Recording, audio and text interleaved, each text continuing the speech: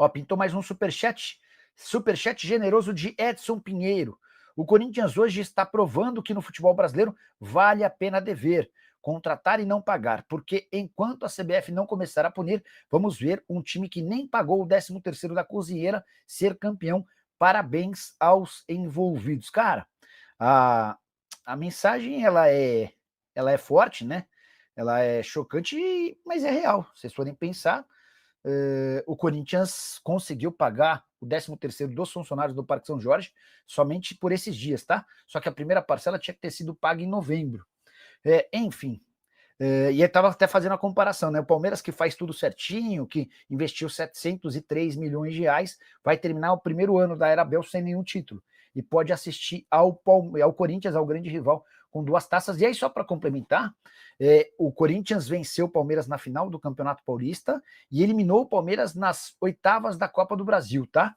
Corinthians que foi levar gol pela primeira vez e perdeu o primeiro jogo nesse domingo na Copa do Brasil. Eram até então 7 jogos e 7 vitórias. Hoje derrota por 2-1 no tempo normal e nos pênaltis vitória em cima da Raposa. Sandro Vaz. Hugo Souza, pois é, mais uma vez decidindo nos pênaltis. O Vinícius Seco, Memphis renova? Não há essa possibilidade. Corinthians nem pensa nisso. Estou para dizer até que, se dependesse do Corinthians, o Memphis iria embora na virada do ano. Mas o Memphis também não quer sair, ele entende que não vai conseguir 6 milhões de reais por mês na janela de janeiro. Então, ele fica até a metade do ano que vem, cumpre o seu contrato e depois vai embora, tá bom? O Darcio Souza. Boa noite, Nicola. Você tem informações sobre possíveis nomes que estão na pauta do Corinthians para serem contratados no ano que vem? Forte abraço. Darcio, obrigado pelo superchat. São poucas as especulações, até porque o Corinthians, primeiro, está muito envolvido nas decisões da Copa do Brasil.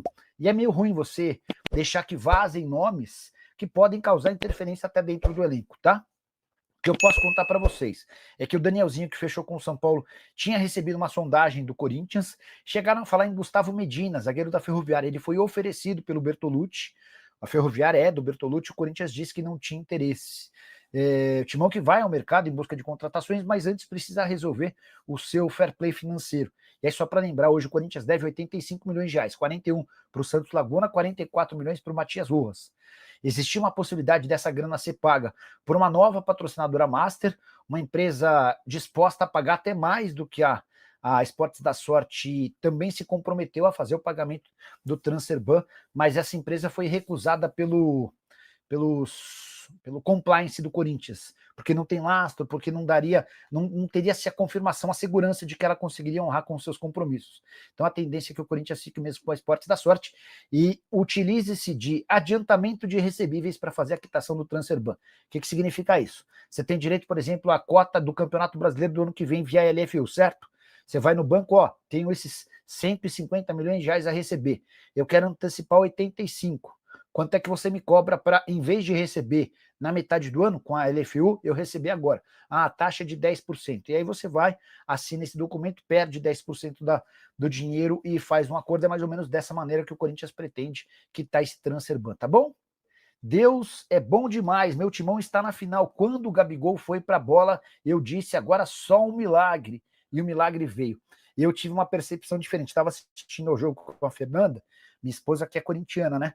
E ela disse que não estava com um pressentimento bom, ela estava achando que nos pênaltis ia dar Cruzeiro e Cássio. E eu não tinha pressentimento nenhum, mas quando o Gabigol foi bater, eu falei para ela, ó, Fernanda, o Gabigol vai perder. Cara, era meio batata, né? Por todo o contexto, o Gabigol já vestiu camisa do Corinthians enquanto jogador do Flamengo, uma baita confusão. O Corinthians é um dos times que gostariam de contratá-lo. O Gabigol já disse que pretende deixar o Cruzeiro. Enfim, o verdadeiro caos. E aí o Gabigol vai, bate o pênalti, era o 5º pênalti. Se ele fizesse, o Cruzeiro marcaria seus 5 pênaltis. O Cássio havia pego uma das cobranças do Corinthians. E nesse contexto, o Cruzeiro iria para a final da Copa do Brasil. O Gabigol bateu bem mal, meio que recuando a bola. O Hugo pegou, e aí na sequência o Corinthians fez seus pênaltis e o Wallace, que também havia entrado só para bater pênalti, assim como o Gabigol, acabou desperdiçando, tá bom? Boa noite, Nicola. O Tite vai para o Inter com o Dorival ficando no Corinthians? Essa pergunta é super importante.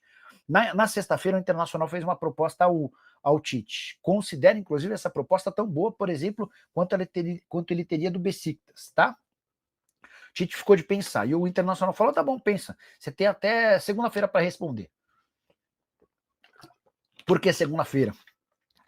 Porque o Tite é o plano A, é a bola da vez do Corinthians para o lugar do Dorival Júnior. Mas o Dorival só cai se não for campeão da Copa do Brasil. Então, a verdade é que se o Corinthians fosse eliminado hoje, é natural que o Dorival caísse e o Tite fosse o escolhido.